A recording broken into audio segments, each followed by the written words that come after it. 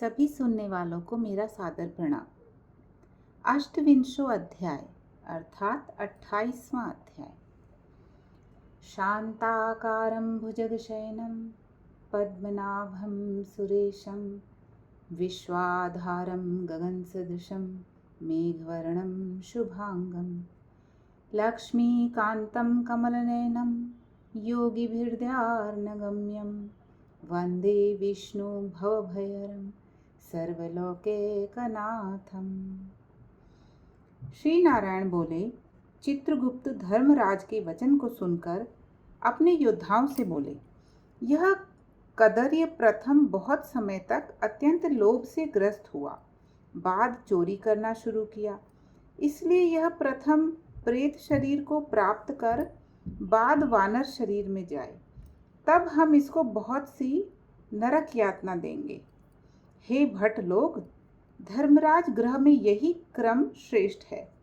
इस प्रकार चित्रगुप्त से आज्ञा प्राप्त होने पर भयंकर भट्ट लोगों ने चित्रगुप्त की आज्ञा अनुसार शीघ्र वैसा ही किया और उस ब्राह्मण को पीटते हुए प्रथम प्रेत शरीर में करके फल रहित वन में रखा।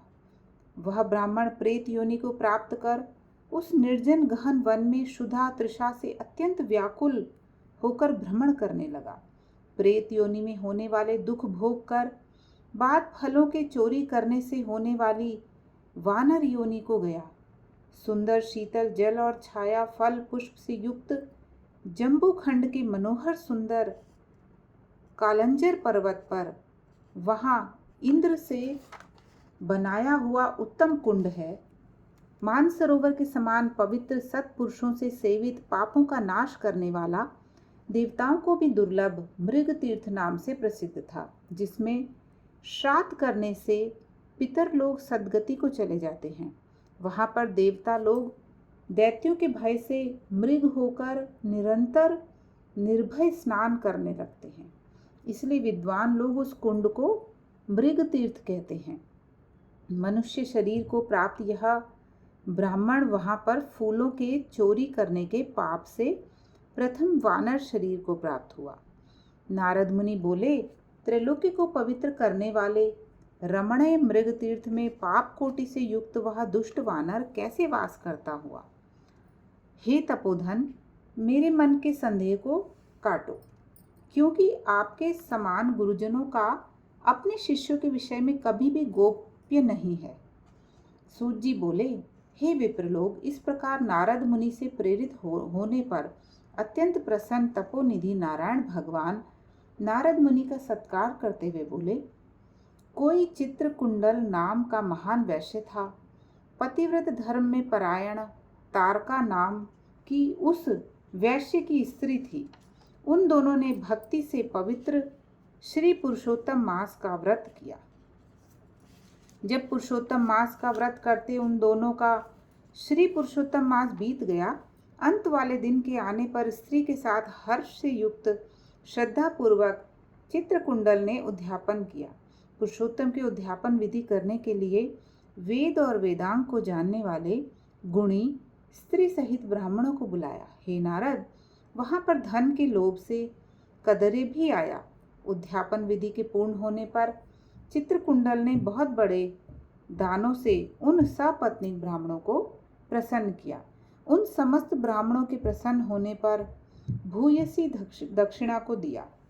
उस दी हुई भूमि दक्षिणा से प्रसन्न अन्य सब ब्राह्मण गृह को गए, परंतु अत्यंत लोभी कदर्य उस वैश्य चित्रकुंडल के सामने रोता हुआ खड़ा हो गया और विनय से नम्र होकर गदगद वाणी से बोला, हे चित्रकुंडल, हे वैश्येश, हे भगवत भक्ति के सूर्य, आपने पुरुषोत्तम मास का व्रत विधि से अच्छी तरह किया। इस तरह पृथ्वी तल में कहीं पर किसी ने भी नहीं किया। आप कृतार्थ हो, सर्वथा भाग्यवान हो, जो तुमने परम भक्ति से पुरुषोत्तम भगवान का सेवन किया। तुम्हारे पिता धन्य हैं, तुम्हारी पतिव्रता माता धन्य है, जिन दोनों ने तुम्हारे समान हरिवल्लभ पुत्र को पैदा किया। यह पुरुषोत्तम मास धन्य से भी धन्य है, जिसके सेवन से मनुष्य इस लोक के और परलोक के फल को प्राप्त करता है। हे विषाणपते, तुम्हारी इस पूजा को देखकर मैं चकित हो गया। अहो, तुमने बहुत बड़ा काम किया, इसमें संदेह नहीं है। हर्ष से दूसरे ब्राह्मणों को भी बहुत सा धन दिया है। हे भूरिद, भाग्यहीन, मेरे लिए क्यों नहीं देते हो? इस प्रकार कदरे के कहने पर चित्रकुंडल वैश्य ने कदरे को धन दिया। कदरे ने धन को लेकर प्रसन्नता से उसको जमीन में गाड़ दिया। वहां पर कदरे ने श्री पुरुषोत्तम की बड़ी पूजा देखी और धन के लोभ से पुरुषोत्तम मास की प्रशंसा की। पूजा के दर्शन महात्म से और पुरुषोत्तम भगवान की स्तुति से तथा धन का लोभ होने पर भी मृग तीर्थ को आया। सूत जी बोले, दर्शन से, स्तुति से, धन के लोभ करने से भी तुष्ट वानर को उत्तम तीर्थ का सेवन हुआ। हे द्विज लोग, श्रद्धा से आदर पूर्वक पुरुषोत्तम देव के दर्शन और स्तुति में तत्पर सपत्नीक के पुण्य का क्या कहना। नारद मुनि बोले, हे ब्राह्मण, सुंदर वृक्षों से शोभित, सुंदर शीतल जल वाले मनोहर घनी छाया वाले वन में उसके रहने का कारण क्या है, सो आप कहिए। श्री नारायण बोले, हे नारद, हे अनग, तुम सुनो। सुनने की इच्छा करने वाले तुमको मैं कहूँगा। इसमें कुछ कारण है जिसके श्रवण से पापों का नाश हो जाता है। जब समस्त अर्थ और फलों के दाता दशरथ के पुत्र श्री रामचंद्र जी ने समुद्र के में सेतु बांधकर दुष्ट रावण का नाश किया, उन रामचंद्र जी ने विभीषण को छोड़कर बाकी समस्त राक्षसों का वध किया, किसी को नहीं छोड़ा।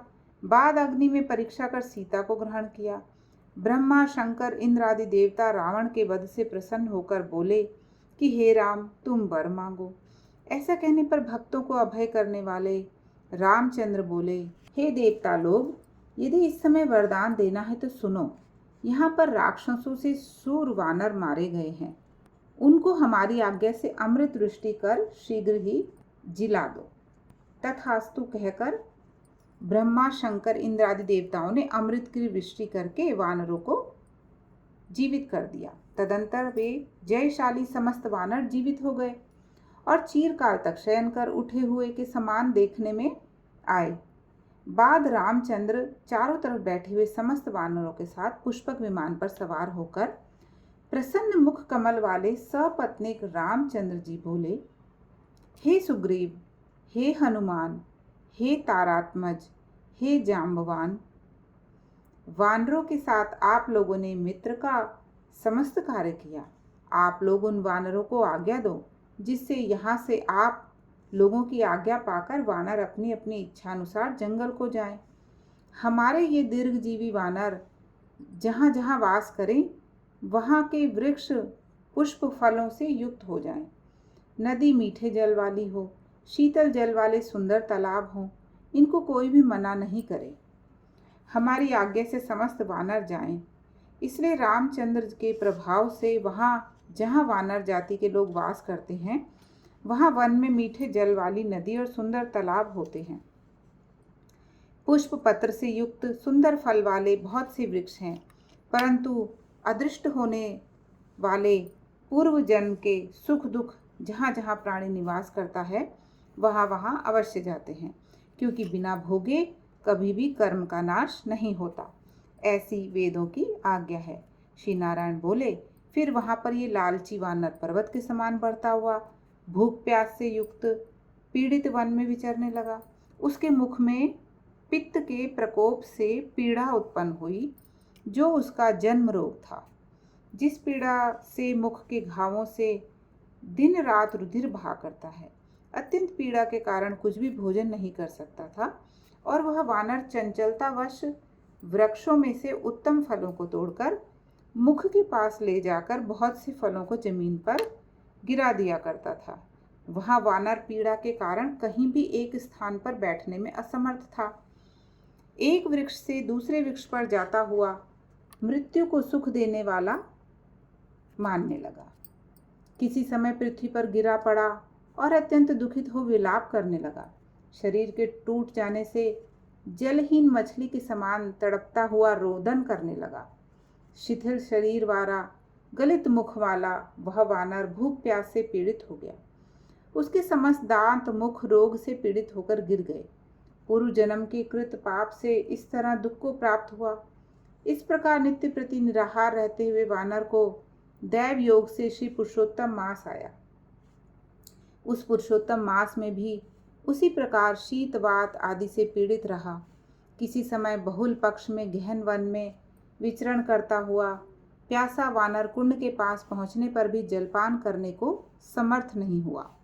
भूख से युक्त भी चपलता से वहां ऊंचे वृक्ष के ऊपर चढ़ गया। एक वृक्ष से दूसरे वृक्ष पर जाते हुए उसके बीच में एक कुंड आ पड़ा। बहुत दिनों से निराहार, शिथिल इंद्रिय और जर्जर शरीर वाला, निर्बल शिथिल प्राण वाला कुंड के तट भाग में आया। इस प्रकार 10वीं तिथि से 4 दिन तक वानर को श्री पुरुषोत्तम मास में उस कुंड में लोट पोट करते बीत गए। 5वें दिन के आने पर मध्याह्न काल में उस तीर्थ में जल से भीगा शरीर वाला ब्राह्मण वानर प्राण से रहित होकर गिर गया और वह उस देह को त्याग कर पापों से रहित होकर तत्काल दिव्य आभूषण से भूषित दिव्य देह को प्राप्त किया, जो कि नील कमल के समान श्याम वर्ण, करोड़ों कामदेव के समान सुंदर, चमकते हुए रत्नों से जटित किरीटधारी, सुंदर शोभमान मत्स्य कुंडल वाला, शोभमान पवित्र पीत वस्त्रधारी, कमर में रत्नों से जड़ित मेखला वाला, शोभमान बाजूबंद, कंकण, अंगूठी, हार से शोभित, नील वर्ण के टेढ़े चिकने बालों से आवृत सुंदर मुख था। उसी समय शीघ्र वहां वैष्णवों से युक्त विमान आया, जिसमें भेरी, मृदंग, पटह, वेणु, वीणा का महान शब्द हो रहा था और देवांगनाओं का नाच हो रहा था। गंधर्व किन्नर के सुंदर गान हो रहे थे। ऐसे उस विमान को महाभाग दिव्य देहधारी वानर देखकर अत्यंत विस्मय को प्राप्त करने लगा कि पातकी मेरे को यह सुख कैसे हुआ। यह विमान सुख बड़े पुण्यात्मा का ही होना उचित है। इसके बाद कोई देवांगना उसके ऊपर चंद्रमा के समान श्वेत छत्र धारण करती हुई, कोई 2 अप्सराएं हर्ष से उसको दोनों तरफ चामर को डुला रही थी। कोई पान हाथ में लिए खड़ी और उसके सामने अप्सराएं नाच कर रही थी।